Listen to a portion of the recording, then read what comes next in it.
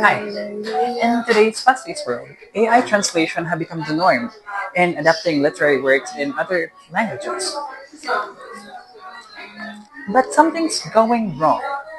Sure, these tools have time to save, but the consequences are steep. The loss of meaning, context, and nuance has become a growing issue.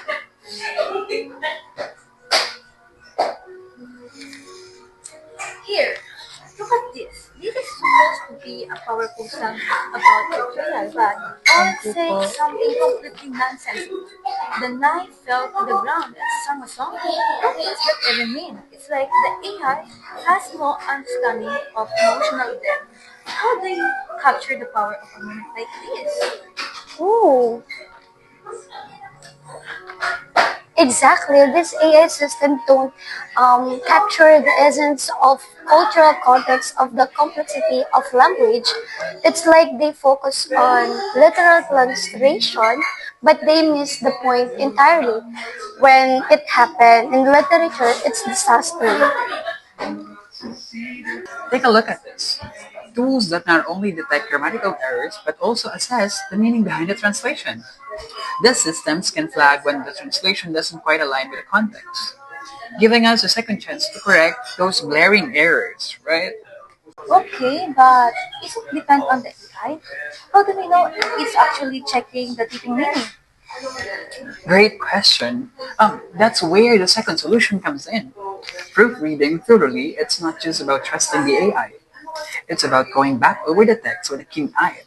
In fact, this should always be done by a human who is not only fluent in the language, but also understand the cultural and emotional layers of the original work. So we rely on both tech and human expertise. The AI can get us halfway there, but the human touch is essential to ensure the translation doesn't lose soul. Exactly. By combining quality assurance tools with thorough proofreading, we can minimize the risk of mistranslation and preserve the depth of the original text. Alright, I see it now. So it's not all about the speed and or convenience. It's all about how translation is as rich and minimal as original. Oh, and we take the time to do it right when can make sure the essence and the emotional weight of the literature stay intact.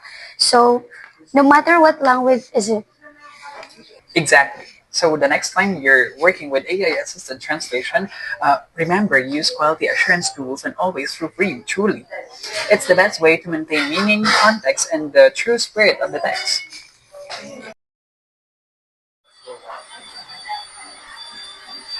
This is a key scene from a novel, and look at this translation. It says, "We walk into the room, and the light was sad." The light was sad? What does that even mean? The whole mood of the scene is lost.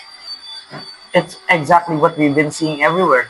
AI might understand individual words, but it doesn't feel the atmosphere, the tone, or the subtext. So, what's the solution here? The first solution: use quality assurance tools. These tools analyze overall text, not just the words. They flag inconsistencies, context issues, and even emotional discrepancies. With AA and QA working hand in hand, the translation can stay true to the original meaning. So, these tools would be able to spot problems, like the sublight phrase, and suggest a more fitting translation. Exactly. But even with the best tools, nothing beats the importance of a human touch. That leads us to the second solution, which is proofreading thoroughly. So after the AI does its work, human needs to go over it, right? To add those layers that the machine needs. Yes, Yes, a translator who is not just fluent in the language, but also in the nuances of cultural and emotional context, can bring the translation to life. By proofreading and refining, we ensure that every word carries its full weight. I get it now. The AI gives us a starting point, but the human expertise guides it home. By combining AI speed and proficiency with the human touch and thorough proofreading, we can preserve meaning and context with translation. Exactly. Now that feels right. The meaning and emotions are intact, and the translation reads smoothly. I can see the difference. It's all about the balanced AI tools for efficiency, but human oversight to preserve the richness of the original text. That's right. If we take the time to use quality assurance tools, manage the use of AI tools, and proofread thoroughly, we can make sure the essence of a literary work is never lost, no matter the language is. Adaptations, we've seen them all. Movies, TV shows, web series, from literary classics to the latest bestsellers. They bring us closer to the stories we love. But something's been happening lately, an unfortunate trend.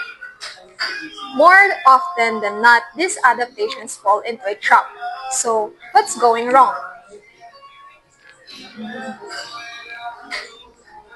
It's like they think the audience would care if the story's been simplified. Plot over character development, sure, but when it feels hollow, what's the point? If we are not getting to know the characters in the way the original author intended, why even bother? Exactly. They seem to believe that cutting out the subtle complexities, the ones that made the original novel great, somehow makes it more appealing.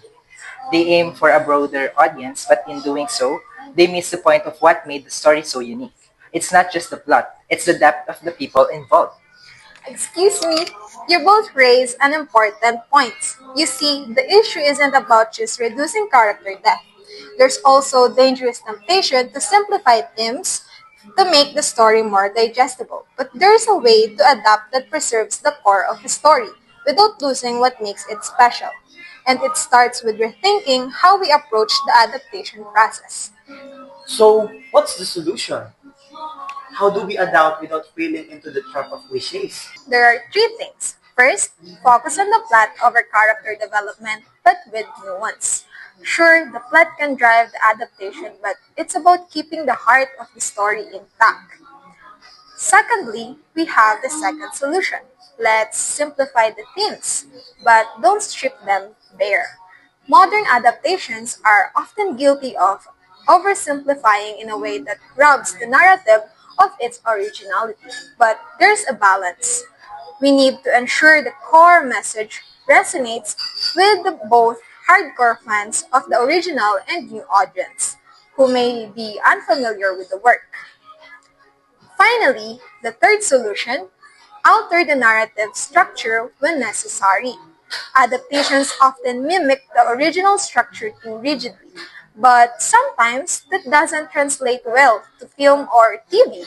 Maybe that nonlinear storytelling or multi-perspective narrative could be streaming for the medium, but still maintain the core of its storytelling. Don't let the format limit creativity.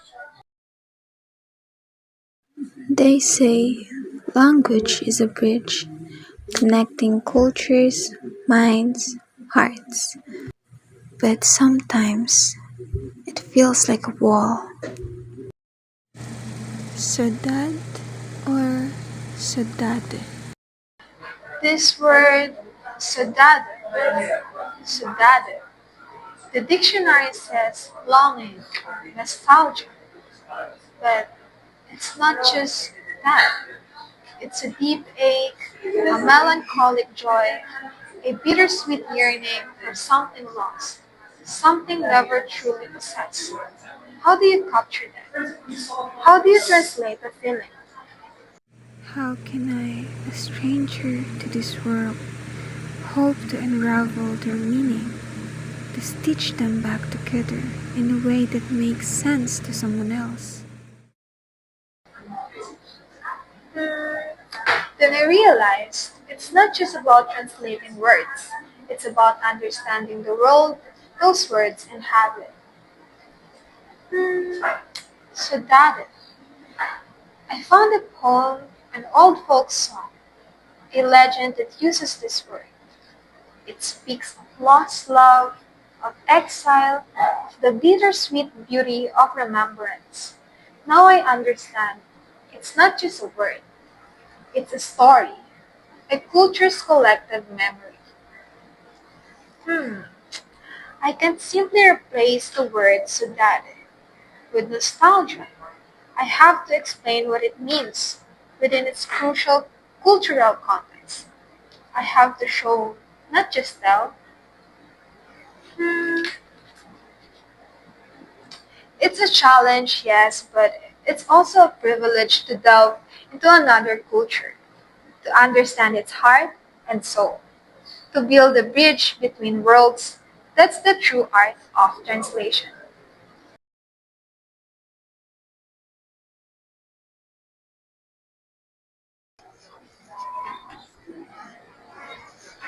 Translation, crucial for bridging cultures, faces unique challenges in literature, where meaning and context intertwine.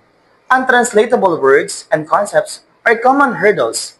As shown earlier, creative problem solving is key. Now, we are going to hear about some solutions on how to overcome these challenges. When you attempt translation, you're not just transferring words, you are transferring meaning, emotion, and cultural significance. And sometimes that's impossible to do directly. When faced with untranslatable terms, translators often employ a range of innovative strategies. One approach is cultural substitution and adaptation. Instead of trying to find a direct equivalent, sometimes you need to find a culturally analogous concept in the target language. It's like finding a similar shade of color when the exact one isn't available. You need to understand both the source and target cultures deeply to pull this off effectively. A word might carry a completely different weight in a different cultural context. Research, like the study, a study of untranslatability and the strategies in English American literal translation under Bassett's theory of cultural translation, highlights the crucial role of cultural understanding in this process. Translators must immerse themselves in the source text's cultural background, researching its historical, social, and philosophical underpinnings. Another powerful technique is cultural contextualization. According to Wang 2024, this involves providing additional information to the reader, explaining the cultural nuances behind an untranslatable term. It's about creating a bridge of understanding. Sometimes a simple footnote, a brief explanation can illuminate the meaning that would otherwise be lost. It's about creating a dialogue with the reader, inviting them to participate in the process of understanding. And then there are the creative compensation techniques. This involves adding supplementary material, a short story, an anecdote, a metaphorical footnote to convey the essence of the untranslatable term. The article Lost and Found in Translation, Storytelling and the Untranslatable explores this approach, emphasizing the importance of storytelling in bridging the cultural divide. By using creative compensation, translators can not only convey the meaning but also the artistic spirit of the original work.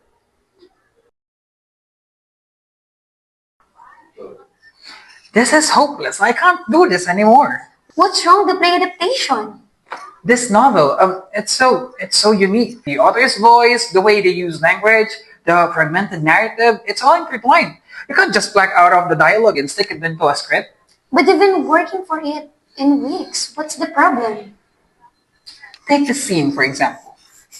It's a stream of consciousness, a character's internal monologue, full of metaphors and allusions. How do you stage that? How do you translate a poetic language and turn it into something that works on stage?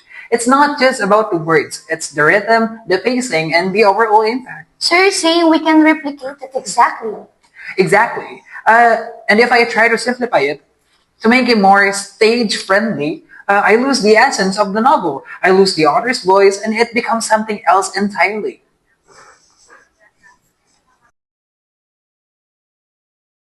After reading the novel again, it hit me. I was trying to replicate the novel, not adapt it. I was trying to squeeze a square peg into a round hole. Adaptation isn't about creating a carbon copy. It's about finding a new way to tell the story.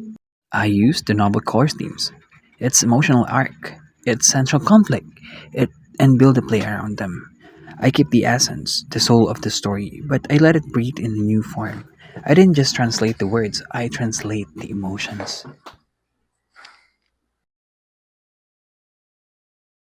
From page to screen, the journey of literary adaptation is fraught with challenges, but how do filmmakers successfully translate the essence of a novel, a poem, a play, into a new medium?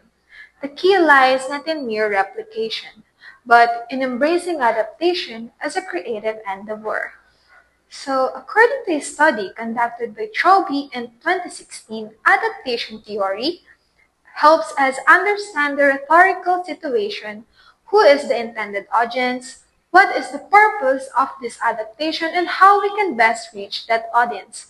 Employing adaptation theory allows filmmakers to recognize that familiar themes and characters can be reinterpreted, revitalized, and presented in entirely new ways. Additionally, according to OZA in 2024, adaptation is not about creating a carbon copy. It's about recognizing the malleability of the ability to deform it without breaking the original work. Its potential of reinterpretation, a successful adaptation adds something new, it offers fresh significance. According to Chung in 2002, another solution is a paradigm shift that values diverse adaptation methods, moving beyond simple replication. Successful adaptations reinterpret and enrich source materials, breathing new life into familiar stories through creative transformation.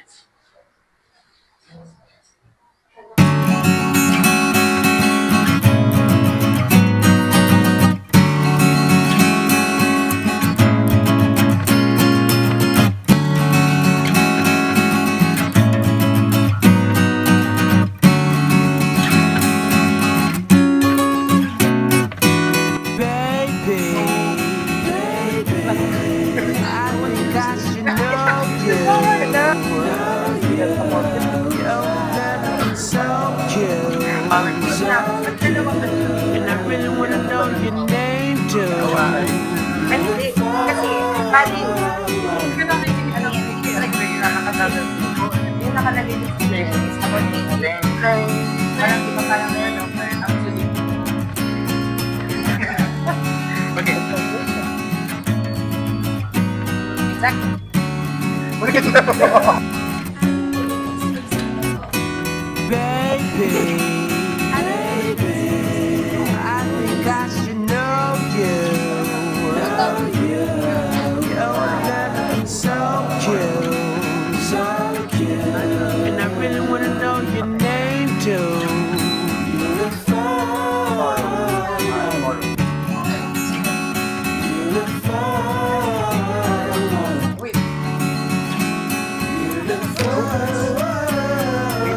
I can't do this anymore. I can't just black out of the do this anymore. What's wrong with that? Why? I can't just black out of the dialogue and stick it into our script. But you've been working for it for a week.